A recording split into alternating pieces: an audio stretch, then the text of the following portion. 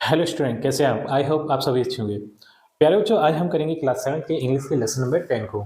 इस लेसन का नाम है बच्चों द मॉडर्न वे। तो इससे पहले हम इस लेसन को अच्छे से समझ चुके हैं बच्चों। अब हम इस लेसन के क्वेश्चन आंसर्स व एक्सरसाइज को देखेंगे। तो बिल्कुल भी देर न करते हुए बच्चों चलते हैं इस लेसन के क्वेश्चन आंसर्स और एक्सरसाइज की ओर। तो बच्चों, इस लेसन की जो फर्स्ट एक्सरसाइज है वो है लिसन एंड रिपीट, यानी सुनो और दोहराओ। तो यहाँ पर कुछ वर्ड्स दिए हैं, उन वर्ड्स को जैसे मैं बोलूँगा वैसे आपको उन्हें सुनना है और फिर दोहराना है, यानी रिपीट करना है। एक्चुअली में ये जो वर्ड्स दिए हैं वो राइमिंग वर्ड्स हैं।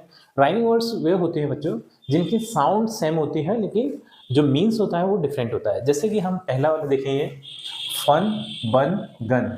ये साउंड एक जैसी है लेकिन इनके जो मीन है वो डिफरेंट डिफरेंट है। जैसे फन मीन्स होता है मजा, बन मीन्स बन जो डबल रोटी टाइप की होती है, ठीक है, उसे अपन बन बोलते हैं। और गन, गन मीन्स होती है बंदूक। इसी तरीके से ये है रिंग, सिंग और ब्रिंग। रिंग मीन्स होती है अंगूठी, सिंग मीन्स गाना और ब्रिंग मीन्स लाना। नेक्स्ट है रोप, होप, कोप।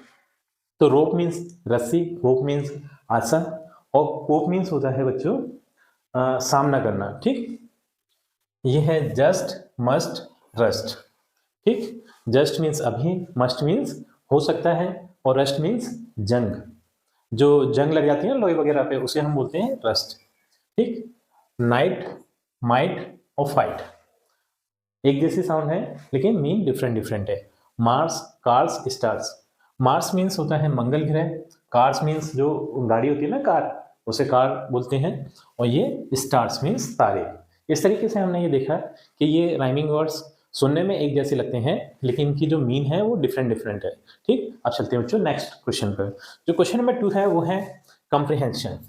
तो यहाँ पर हमें कुछ क्वेश्चंस पूछे हैं इस चैप्टर से रिलेटेड, तो उन क्वेश्चंस के आंसर हम देख लेते हैं बच्चों एक एक करके।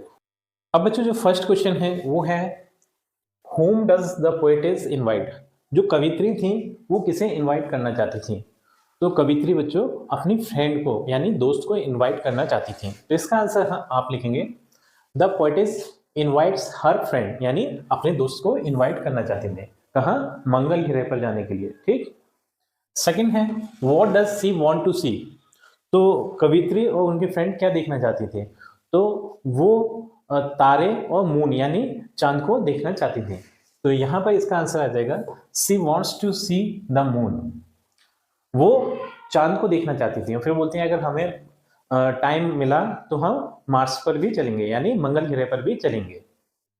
नेक्स्ट है थर्ड नंबर का क्वेश्चन, ये है which are the things that attract her.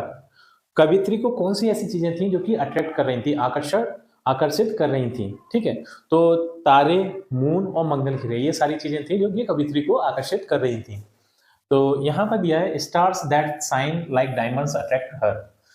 जो तारे हैं वो हीरे के समान चमक रहे थे और वो कवित्री को आकर्षित कर रहे थे। नेक्स्ट है बच्चों फोर्थ नंबर का क्वेश्चन, ये है which test has she cleared. तो कवित्री ने कौन सा टेस्ट क्लियर कराया यानी पास किया है? तो कवित्री ने रॉकेट चलाने का टेस्ट पास किया है। वो बोलती हैं अपनी सहेली से कि अब तो मैंने रॉकेट चलाने का टेस्ट भी क्लियर कर लिया है, तो हम रॉकेट के द्वारा अंतरिक्ष में चलते हैं, वहां तारे देखेंगे, मून पर जाएंगे और अगर टाइम मिला तो मार्स पर भी होकर आएंगे। इस तरीके से वो बोलती हैं। तो उन्होंने जो टेस्ट क्लियर कराया बच्चों वो है she has passed her test riding the rocket. Rocket चलाने का टेस्ट क्लियर किया है। ठीक है, फिफ्थ है what does she long to do. तो कवित्री को क्या ऐसी चीज थी जो कि है ना उत्साहित कर रही थी? तो ये है she longs to take her friend for a ride.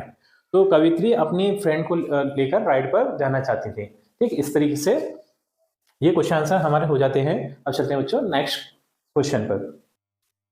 अब बच्चों जो इस चैप्टर का क्वेश्चन नंबर 3 है वो है वर्ड पावर। तो इसमें दिया है use the prefix un to write the opposite of the words given below. तो हमें यहाँ पर कुछ वर्ड्स दिए हैं, इन वर्ड्स में हमें ये प्रीफिक्स यूज करना है अन, ठीक है, और इन वर्ड्स का अपोजिट बनाना है। जैसे कि एक इन्होंने एग्जाम्पल भी दिया है, ये है इजी। ठीक है, इजी में इन्होंने अन प्रीफिक्स लगाया है तो ये हो गया अनईजी। ठीक है, तो इजी मीन्स होता है सुखद, ठीक है, अनईजी मीन्स उसका अपोजिट हो गया। ठीक, इसी तरीके से ये है प्लीजेंट। प्लीजेंट में हम अन प्रीफिक्स लगा देंगे तो ये हो जाएगा अनप्लीजेंट, यू एन अनप्लीजेंट, ठीक है। तो ये हो गया असुखद। हैप्पी, हैप्पी मीन्स होता है खुश, और ये इसमें प्रीफिक्स अन लगा देंगे, ये हो जाएगा अनहैप्पी, तो ये हो जाएगा दुखी, ठीक है। वांटेड, वांटेड मीन्स चाहा हुआ, ठीक है, ये इसमें प्रीफिक्स लगा दिया अन, तो ये हो गया अनवांटेड, तो ये इसका मीन्स हो जाएगा अनचाहा।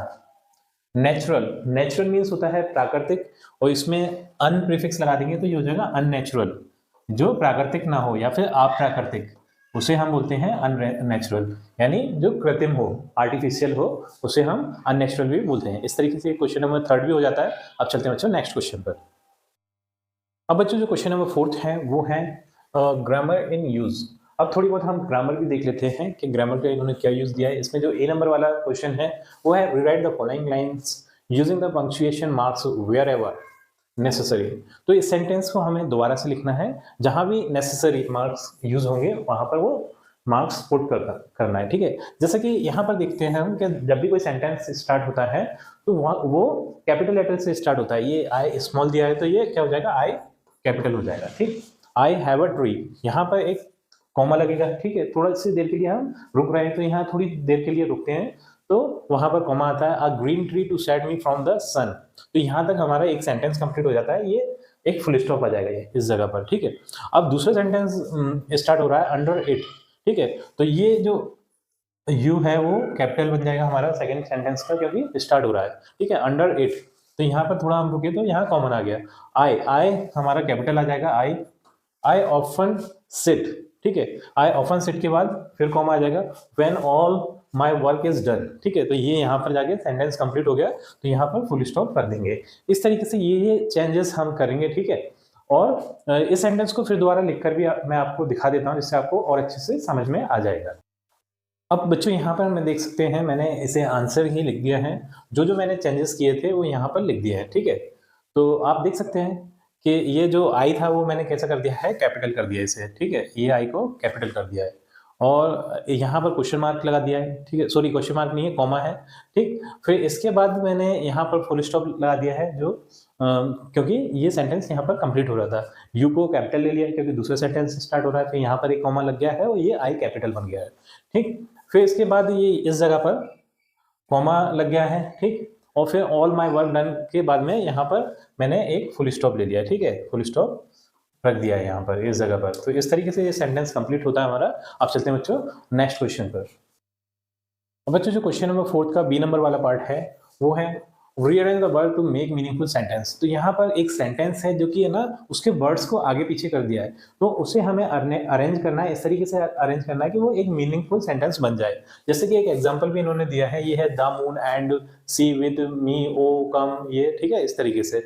तो यहाँ पर सबसे पहले क्या आ जाएगा, ये ओ आ जाएगा, ओ, और फिर ये मार्क आ जाएगा, ठीक है। और फिर इसके बाद हम कम ले लेंगे, ठीक, और with me and see moon इस तरीके से, और लास्ट में हम फुल स्टॉप लगा देंगे। इस तरीके से ये एक सेंटेंस कंप्लीट हो जाएगा जिसका कि कुछ मीन लिख लेगा, ठीक है। O come with me and see the moon, अरे मेरे साथ आओ और मून को देखते हैं, ठीक है। सी द मून, मून को देखो, ठीक है। इस तरीके से ये एक हमारा मीनिंगफुल सेंटेंस बन गया। इसी तरीके से और भी सेंटेंस दिए हैं जो जिनके के वर्ड्स को आगे पीछे कर दिया है, इनके हमें मीनिंगफुल सेंटेंस बनाने हैं। तो मैं आपको एक एक करके इनके मीनिंगफुल सेंटेंस बता देता हूँ किस तरीके से बनेंगे। तो बच्चों जो फर्स्ट सेंटेंस का जो आंसर हमारा बनेगा वो होगा if we have time we will visit Mars. अगर हमारे पास समय बचेगा तो हम मार्स पर भी चलेंगे, ठीक है, इस तरीके से। या फिर हमारे पास समय होगा तो हम मार्स पर भी चलेंगे, ठीक है। सेकंड है, ये है, इसका बनेगा it's really a quick pleasant trip. ये जो ट्रिप होगी बहुत ज्यादा आनंददायक होगी, यानी बहुत ज्यादा मजेदार होगी, ठीक है। तो इस तरीके से ये सेकंड हो जाएगा। थर्ड है, ये है diamonds in shine the sky stars like, ठीक है। तो ये हो जाएगा star shines like diamonds in the sky, ठीक है। ये है कुछ नहीं, जो हमारी पोएम्स थी उसी की लाइंस हैं, ठीक है। अगर हमने पोएम अच्छे से देखी होगी, अच्छे से पढ़ी होगी, तो हमें ये बहुत आसानी से आ जाएंगी, ठीक है। Star shines like diamonds in the sky, जो तारे हैं वो हीरो की तरह चमक रहे हैं, ठीक है। फोर्थ है, इसका आंसर हो जाएगा my rocket is waiting just outside. तो मेरा जो रॉकेट है वो बाहर ही इंतजार कर रहा है, ठीक है। इस तरीके से ये सेंटेंस बन जाएगा फोर्थ वाले का। और जो हमारा फिफ्थ है वो उसका आंसर होगा I will take you for a long ride. ठीक है, इस तरीके से ये भी हमारा हो जाता है। ये सेंटेंस हमने सिक्वेंसली कर लिए। ठीक, तो बच्चों इसी क्वेश्चन के आंसर के साथ हमारी ये वीडियो कंप्लीट होती है। आई थिंक ये वीडियो आपको पसंद आई होगी। यदि वीडियो आपको पसंद आई है तो वीडियो को लाइक करिए, चैनल को सब्सक्राइब करिए।